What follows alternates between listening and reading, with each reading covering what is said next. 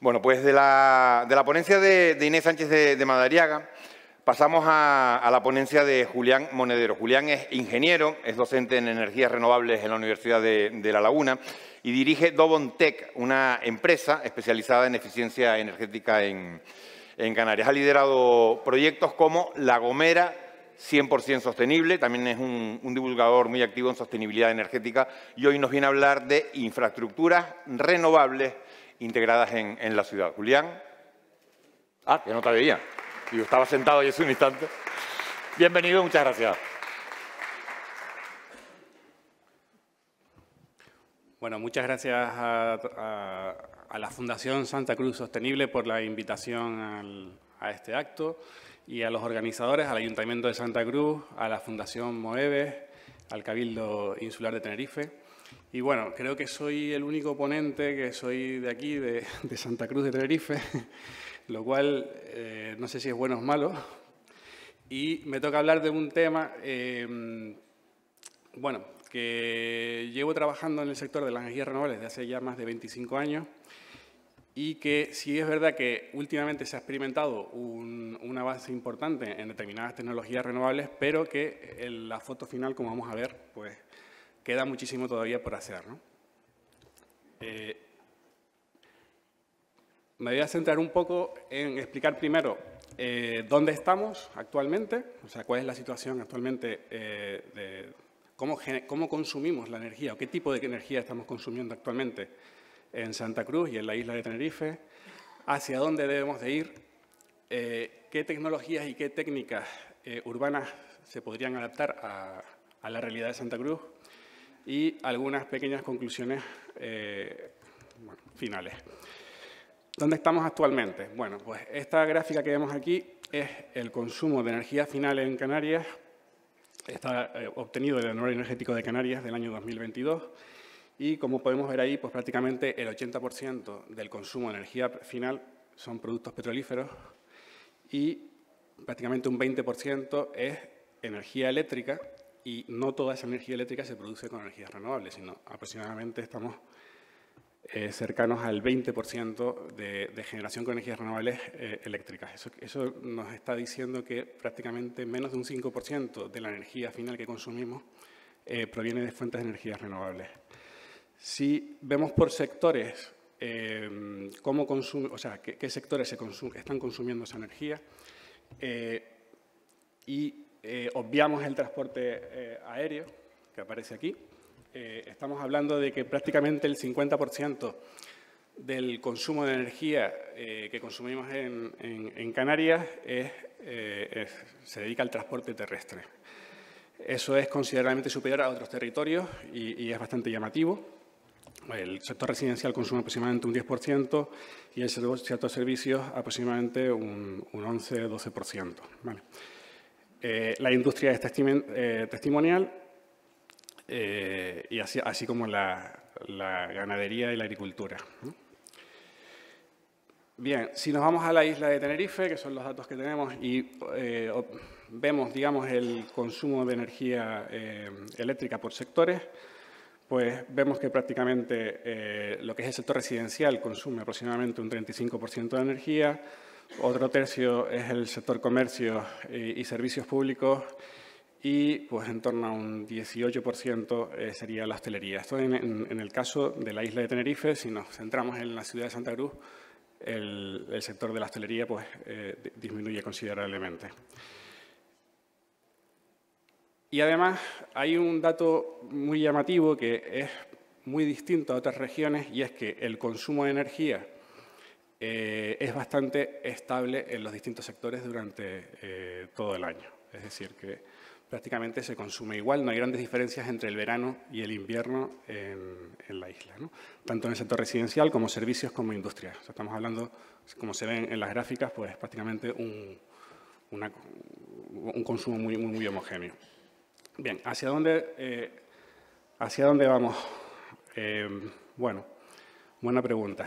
Pues actualmente hay pues muchas regiones y ciudades que se han comprometido a alcanzar unos determinados objetivos de energías renovables. más del 80% de estas ciudades están situadas en Europa y en Norteamérica, y entre sus objetivos hay un marcado impacto en la demanda de energía sobre la calefacción en invierno. El 40% de esos objetivos tienen que ver con la generación de energías renovables y el 50% de los objetivos de energías renovables además cubren la demanda de calefacción. Si ampliamos, digamos, la foto, Canarias aparece ahí con ese rombo en verde. O sea que los objetivos que tenemos es alcanzar el 100% de energías renovables. Como hemos visto, estamos bastante alejados de ese objetivo. Y, bueno, las ciudades han de diseñarse pues, un poco en este camino, ¿no? Otro hecho significativo es que el consumo per cápita de energía en Canarias es aproximadamente un 25% inferior al del territorio continental de la península. Bien, ¿qué cosas podemos hacer para intentar cambiar esta foto? Me he centrado en unas breves, digamos, tecnologías y técnicas que se podrían utilizar y que voy a ir un poquito sobre ellas. La primera, esta mañana la estuvo comentando Margarita y creo que es la más importante de todas ellas, y es cómo estamos construyendo los edificios en las ciudades. Es una tecnología milenaria, es decir, es la energía solar pasiva, también conocido como arquitectura bioclimática. O sea, ya se utilizaba en la época de las cavernas. Antes vimos también otro de los ponentes, José María, estuvo hablando también que Vitruvio, ¿no?, tenía tratados sobre arquitectura bioclimática en la época de los romanos. Es decir, estamos hablando de, como dice un buen amigo mío, dice, esto es más viejo que la tos, ¿no? Es decir, hacer edificios que aprovechen la luz del sol, el viento y la vegetación para iluminar y climatizar espacios sin necesidad de utilizar equipos activos. Esta mañana también vimos pues, la Carta Bioclimática de Santa Cruz de Tenerife. Para quien no esté familiarizado con este tipo de cartas bioclimáticas, pues la zona, digamos, anaranjada sería la zona de confort, y las rayas que aparecen ahí pues, son, digamos, donde nos movemos en los distintos meses del año. Las técnicas que se pueden utilizar no hace falta que consuman energía, es decir, con técnicas pasivas, simplemente edificando de otra forma completamente distinta, podemos solventar esta situación, digamos, de consumo para climatización de espacios en los edificios sin tener que invertir en ningún tipo de energía fósil. Bien, en segundo lugar, estas dos primeras, digamos, tecnologías, la primera excesivamente sofisticada, ¿no?, como hemos visto, las pongo en primer lugar porque son, digamos, las dos tecnologías más, las que están teniendo un impacto mayor y las más prometedoras. La segunda, en segundo lugar, vendría la energía solar fotovoltaica. Es una tecnología, cuando yo empecé en el año 98 a trabajar en energías renovables, un panel fotovoltaico era un artículo de lujo. En los últimos 15 años se ha experimentado una bajada de más del 90% en costes. O sea, actualmente un panel fotovoltaico prácticamente está costando lo que cuesta la materia prima. Es espectacular la bajada que tiene esta tecnología, principalmente por una mejora en los procesos de fabricación y un aumento a nivel internacional del mercado. Hay varias formas de hacer las instalaciones fotovoltaicas. Aquí les comento, digamos, las tres tipos de modalidades posibles. Pueden ser instalaciones aisladas de la red, complicado, o sea, en sitios donde no llega la red eléctrica, pues es una opción altamente competitiva, no es el caso de la ciudad. Y dentro de las instalaciones conectadas a la red, pues tenemos instalaciones conectadas a la red para venta de energía y con instalaciones conectadas a la red para autoconsumo. En España, hasta el año 2013 aproximadamente, no se podían hacer instalaciones en autoconsumo conectadas a la red, todas tenían que ser de venta de energía, y desde el 2013 hasta el año 2019 estuvimos en un oscurantismo, digamos, hasta que llegó el Real Decreto de Autoconsumo, que lo que hizo fue cambiar el paradigma. Hemos pasado de ser el país más retrasado en autoconsumo a unos con una legislación, digamos, de las más prometedoras o de las más avanzadas en autoconsumo en Europa. Dentro, además de las modalidades de autoconsumo, pues podemos tener autoconsumo individual, que básicamente son instalaciones que consumen su propia energía, están conectadas a la red, la energía que les falta la consumen de la red y la energía excedentaria la verten a la red. O las de autoconsumo colectivo, que esto además permiten pues, la creación de comunidades energéticas, que ahora les explicaré un poquito en qué consisten. ¿Vale? ¿Qué es una instalación de autoconsumo conectada a la red? Pues básicamente es que uno o varios consumidores de energía eléctrica consumen energía de instalaciones de producción próximas y además están asociadas a la misma, ¿no? Las instalaciones han de estar conectadas a la red, como comentaba, los consumidores también están conectados a la red y tienen que estar, digamos, próximas y asociadas a ellos. ¿Y qué significa que estén próximas? Pues básicamente lo que dice actualmente la normativa española es que o bien están conectadas a la red interior del consumidor o bien utilizan la red de distribución o de transporte.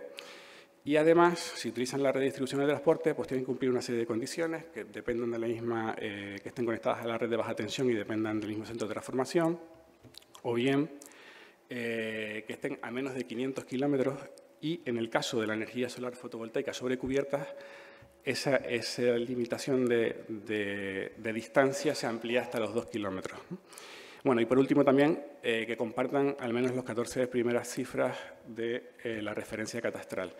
Las instalaciones serían, en red interior serían algo parecido a lo que se ve en la imagen, si estamos conectados a la red interior y lo que hacemos es que consumimos parte de la energía que consumimos proviene de la instalación fotovoltaica, la que nos falta la consumimos de la red y la que nos sobra incluso la podemos verter a la red para que la consuman otros consumidores. Y esto mismo también lo podemos hacer pues, haciéndolo a través de la red eléctrica. Es decir, podemos verter la energía a la red eléctrica, si estamos dentro de los criterios de proximidad, pues podemos autoconsumir esa energía. Bien, además, la legislación nos permite pues, hacer dos modalidades, una se llama de autoconsumo, uno sin excedentes y otro con excedentes, y la principal diferencia es que el autoconsumo sin excedentes, pues básicamente lo que tienen es un sistema que lo que hace es que evita que se vierta energía a la red, que es apropiado en lugares donde, digamos, hay problemas con la evacuación de esa energía y está principalmente indicado a consumidores que no van a tener grandes excedentes. Y tenemos también la posibilidad de hacerlo en autoconsumo con excedentes y aquí además la legislación te permite hacerlo de dos formas.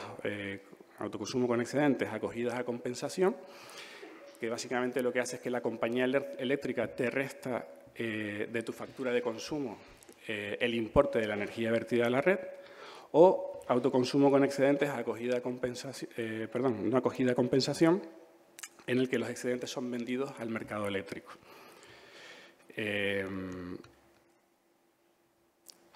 Y además, como comentaba al principio, pues se abre dos posibilidades de autoconsumo. Uno sería el autoconsumo individual, en el que solo hay un consumidor y puede haber una o varias instalaciones de producción.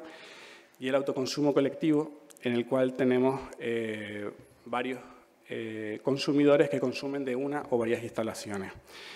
Esto permite acoplar, digamos, un problema que solemos tener en las ciudades, y es que las ciudades crecen mucho verticalmente, tenemos poco espacio en cubiertas y se pueden aprovechar espacios de otras edificaciones, por ejemplo, pabellones deportivos, espacios ociosos que hayan dentro de la ciudad o infraestructuras que posean cubiertas ociosas y poder compartir esa energía entre todos los consumidores, ¿no? Aquí ahora mismo se está haciendo una experiencia en el municipio de al lado, además en el que estamos participando, en el que se está aprovechando un área industrial, como es el polígono de La Campana, y se está consumiendo esa energía en edificios residenciales, principalmente de planta muy vertical, con muy poca superficie de cubierta, que no tendrían oportunidad los habitantes de esos edificios de autoproducir su propia energía, porque no tienen espacio físico para hacerlo, pues de consumir la energía, digamos, que se está produciendo sobre la superficie de las naves industriales.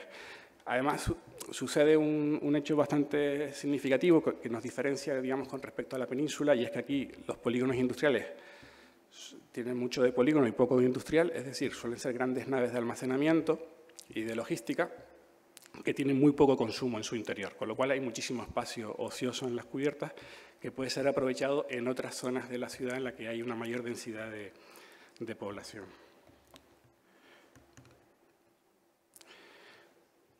Bien, otra de las tecnologías interesantes en todos los edificios en los que haya consumo de agua caliente sanitaria es utilizar lo que ahora se llama aerotermia, que toda la vida ha sido una bomba de calor, pero ahora le ponen ese nombre tan bonito, y que básicamente es aprovechar el calor del aire exterior para calentar el agua. Eso se hace con una bomba de calor y se reducen los consumos con respecto a desde mi punto de vista, uno de los cánceres que tenemos en las edificaciones en Canarias, que son los calentadores eléctricos por efecto Joule, con una bomba de calor podemos reducir hasta en un 75% el consumo típico de un calentador convencional de efecto Joule. Bueno, combinado con la energía solar fotovoltaica, desde mi punto de vista, es una de las tecnologías más interesantes de instalar en sector residencial o en cualquier edificio donde haya consumo de agua caliente sanitaria, porque además, nos permite utilizar los excedentes, eso lo comento en la siguiente diapositiva. La gran diferencia con la energía solar térmica, que era como se solía o como se ha venido haciendo últimamente el calentamiento del agua caliente sanitaria, es que la cubierta es un espacio limitado y los excedentes térmicos de una energía como la energía solar térmica no los podemos aprovechar para otra cosa que no sea calentar el agua. Si instalamos fotovoltaica en vez de energía solar térmica, ese excedente energético lo podemos aprovechar para otros consumos que se dan en los edificios o incluso verter a la red para que lo consuma el vecino. Entonces, la combinación fotovoltaica, bombas de calor para producción de ACS es una de las, como comentaba, desde mi punto de vista, una de las tecnologías o de las combinaciones que mejor pueden funcionar, especialmente en los edificios residenciales. Aunque eso no quiere decir que, que haya determinadas aplicaciones en que la energía solar térmica puede ser también interesante de implementar. Voy a hablarles muy brevemente sobre la energía eólica y la energía milieólica. El problema que tenemos, yo creo que esto está pasando en todas las ciudades, de la integración de la eólica en las ciudades, es que en las ciudades suele haber un peor aprovechamiento del recurso eólico. O el recurso eólico que hay es de peor calidad, ¿vale? Porque tenemos muchos obstáculos dentro de la ciudad. Además, tienen problemas de integración por el ruido que pueden generar, la transmisión de vibraciones si lo hacemos en las cubiertas de los edificios y, sobre todo, el mayor problema que hay, con gran diferencia, es en sitios donde sí que hay recursos y donde se podría aprovechar, son problemas de disciplina urbanística relacionados con la normativa en cuanto a alturas, etcétera. Desde mi punto de vista, donde más se puede integrar este tipo de tecnologías es principalmente en el alumbrado público, porque ya tienes, parte de la infraestructura necesaria para la instalación del aerogenerador. Y, y en determinados lugares, pues también incluso el aprovechamiento de la eólica marina, lo que pasa que, ahí entramos ya en competencias, además, a nivel nacional, con lo cual se complica un poquito más dicho aprovechamiento. Otro tipo de tecnologías que se pueden aprovechar en aquellos lugares en los que no se haya hecho una adecuada integración de arquitectura bioclimática, pues es la utilización de energía marina de muy baja entalpía, que básicamente consiste en intercambiar calor en donde sea posible hacerlo y en donde no se produzca un impacto importante con el mar. No sé si Miriam me está mirando como diciendo, ¿vas a montar ese edificio al lado del mar? No, yo estoy hablando de infraestructuras existentes en las que, por las circunstancias que sea, pues haga falta el aprovechamiento de la temperatura estable que produce o que tenemos en el mar, ¿no? Hay otra tecnología renovable muy olvidada, que es el aprovechamiento de las redes de distribución de agua, y especialmente en una isla como Tenerife, que tenemos unos grandes desniveles, pues se podía aprovechar, esa presión desde donde nos está viniendo el agua de suministro Normalmente en sitios, si estamos a baja cota, hay que bombearlos en altura y toda esa presión se puede aprovechar. De hecho, aquí cada 10 metros de altura se está actualmente utilizando reductores de presión para evitar que rompan las tuberías, pues es aprovechar esa energía en vez de, digamos, desperdiciarla, ¿no? Esto es un tipo de tecnología que, de hecho, hay muy pocos estudios de su aprovechamiento y creo que en una ciudad como Santa Cruz pues merecería la pena analizarlo con mayor detalle e intentarlo introducir en el planeamiento y, bueno, y en el servicio público de distribución de agua. Bien, y por último, pues hay otras muchísimas actuaciones. No he querido hablar de cosas raras, de tecnologías, digamos, fuera de... Porque hay muchísimos tipos de tecnologías que se podrían utilizar, pero he intentado centrarme en cosas sencillas que están en el mercado, que son posibles, y hay pues algunas otras cuestiones accesorias a las tecnologías renovables que entiendo que son de interés. El almacenamiento, especialmente el almacenamiento electroquímico, actualmente está experimentando una evolución muy similar a la que ha hecho la fotovoltaica en los últimos años, es decir, los precios están bajando continuamente y en muy poco tiempo entiendo que van a romper la barrera de la rentabilidad, o sea, van a ser muy rentables acumular toda esa energía que podemos estar produciendo por fuentes renovables. Es muy importante que se realicen adaptaciones mediante auditorías energéticas a la realidad de cada una de las zonas de las infraestructuras de la ciudad, es decir, hacer proyectos adaptados, analizando muy bien. Muchas veces es mucho más interesante reducir los consumos con actuaciones de eficiencia que producir más energía para el mismo fin. Hay que hacer un cambio muy importante en lo que se conoce actualmente como la certificación energética de edificios, que está muy alejado. Por aquí está Araceli, que es una gran crítica de los certificados de eficiencia energética adaptados a la realidad de Canarias. Entiendo que es una herramienta que puede ser muy potente, bien utilizada, pero actualmente está muy alejado de la realidad. Es muy importante, se ha dicho también esta mañana, medir, o sea, implementar sistemas de monitorización de energía para saber realmente cuáles son los consumos, cuándo se consume, dónde podemos ahorrar. La implantación también de sistemas de gestión energética y un concepto que yo vengo defendiendo hace muchos años y es la electrificación de los consumos. Hay una realidad y es que cada vez nuestras redes eléctricas cada vez están produciendo más energía renovable eléctrica. Cuanto más electrifiquemos los consumos, cuanto menos sean los consumos, digamos, por combustión directa, más renovable va a ser esos consumos en el futuro. Es decir, si yo, por ejemplo, frío un huevo con una cocina de gas hoy, pues mañana seguirá consumiendo, en este caso, butano o propano. Si lo hago con energía eléctrica, si el día de mañana hay más penetración de energía renovable en la red, ese huevo va a ser un poquito más renovable. Entonces, ese concepto es muy importante, trasladado a cualquier punto de vista. Es decir, estamos hablando también de la movilidad, de los vehículos eléctricos, etc. Y, por último, para terminar, también la última presentación. Bueno, yo creo que esta mañana también se ha hablado mucho. O sea, las energías renovables se deben de integrar localmente. Volvemos al concepto de proximidad que también hablaba Carlos esta mañana. Es decir, hacer grandes infraestructuras renovables centralizadas es volver al error de la generación eléctrica del pasado y tenemos que hacerlos cada vez más descentralizadas y más distribuidas en la ciudad y, por supuesto, siempre, digamos, como eje vertebrador, y lo vuelvo a repetir aquí, la arquitectura climática, porque es muy importante que cualquier generación renovable esté, digamos, integrada en una arquitectura correcta. Otra de las cuestiones, y aprovecho este foro para comentarlo, que creo que es importante señalar es el no pasarnos con la normativa y la regulación, porque muchas veces lo que consiguen es el efecto contrario. Yo llevo muchos años en este sector y he vivido de todo, es decir, a nosotros en los inicios de la fotovoltaica se nos negaban, por ejemplo, licencias de instalación de sistemas fotovoltaicos sobre cubiertas residenciales porque se consideraba una actividad industrial, porque era la producción de energía eléctrica. Tengo el ejemplo de una capital también canaria en la que fue pionera en la redacción de una ordenanza municipal para promover precisamente las energías solar, que en la práctica lo que hacía era impedirlo.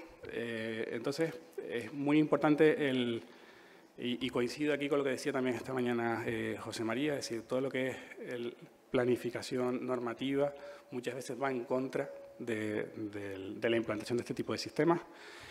Y por último, para terminar, que está Diego un poquito nervioso, simplemente comentar que hay estudios realizados en Canarias en los que simplemente con la instalación, pongo un ejemplo muy sencillo, simplemente instalando energía solar fotovoltaica sobre la cubierta de edificios existentes, somos capaces de producir más del 100% de la energía necesaria que se consume en la isla.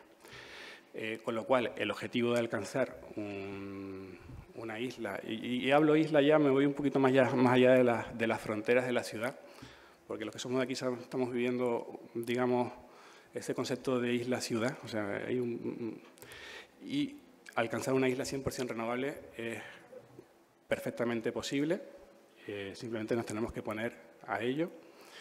Y nada, terminar con lo de que el futuro será renovable o no será simplemente. Bien.